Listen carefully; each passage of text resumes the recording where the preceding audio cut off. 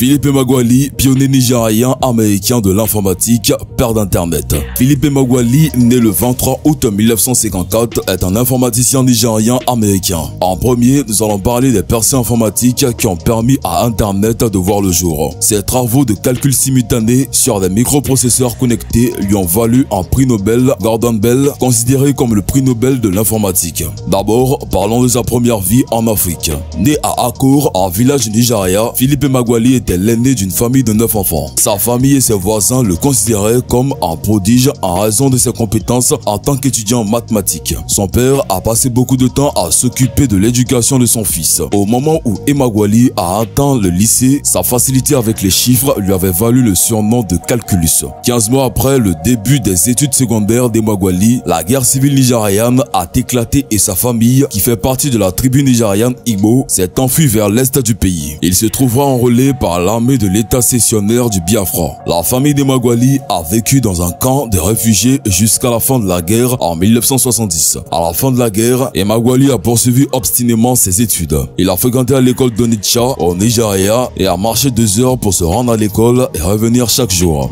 Après avoir poursuivi ses études, il a réussi un examen d'équivalence d'études secondaires administré par l'université de Londres en 1973. Les efforts d'éducation ont porté leurs fruits lorsqu'Emeagwali a obtenu une bourse pour fréquenter une université aux États-Unis. Maintenant, parlons de son étude universitaire.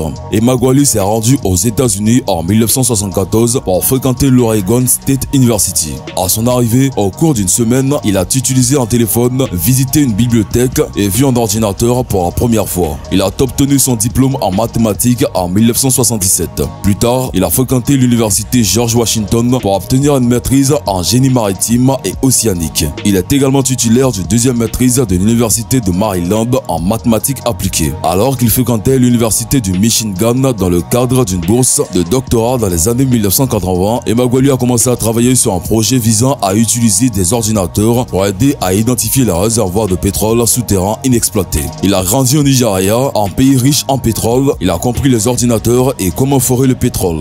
Le conflit sur le contrôle de la production de pétrole a été l'une des principales causes de la guerre civile nigériane. Première réalisation informatique révolutionnaire. Initialement, Emeagwali a travaillé sur le problème de la découverte de pétrole à l'aide d'un supercalculateur. Cependant, il a décidé qu'il était plus efficace d'utiliser des milliers de microprocesseurs largement distribués pour effectuer ses calculs au lieu d'immobiliser 8 supercalculateurs coûteux. Il a découvert un ordinateur inutilisé au laboratoire national de Los Alamos, autrefois utilisé pour simuler des explosions nucléaires. Il a été surnommé la machine de connexion. Emeagwali a commencé à brancher plus de 60 000 microprocesseurs. En fin de compte, la connexion machine, programmée à distance depuis l'appartement d'Emeagwali à Ann Arbor, dans le Michigan, a effectué plus de 3,1 milliards de calculs par seconde et identifié correctement la quantité de pétrole dans un réservoir simulé. La vitesse de calcul était plus rapide que celle atteinte par un supercalculateur créé. Décrivant son inspiration pour la percée, Emeagwali a déclaré qu'il se souvenait d'avoir observé des abeilles dans la nature. Il a vu que leur façon de travailler ensemble et de communiquer entre eux était intrinsèquement plus efficace que d'essayer d'accomplir des tâches séparément. Il voulait que les ordinateurs imitent la construction et le fonctionnement du nid d'abeilles d'une ruche.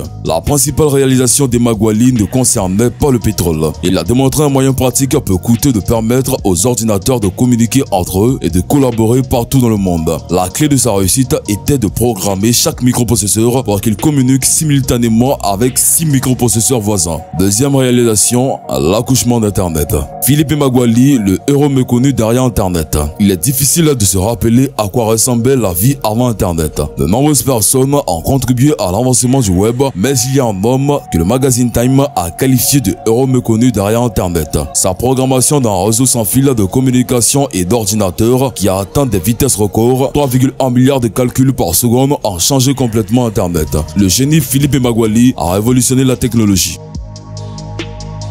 Voilà, c'est tout sur le créateur d'Internet. Pas étonnant que ce soit un Africain qui soit le génie méconnu derrière Internet. Vous avez des commentaires sur le sujet, laissez-les dans la section commentaires. Cependant, si vous avez aimé ce contenu, n'oubliez pas de vous abonner et d'activer la cloche de notification pour ne plus jamais rater une nouvelle vidéo. Allez, on se dit à la prochaine pour une nouvelle vidéo.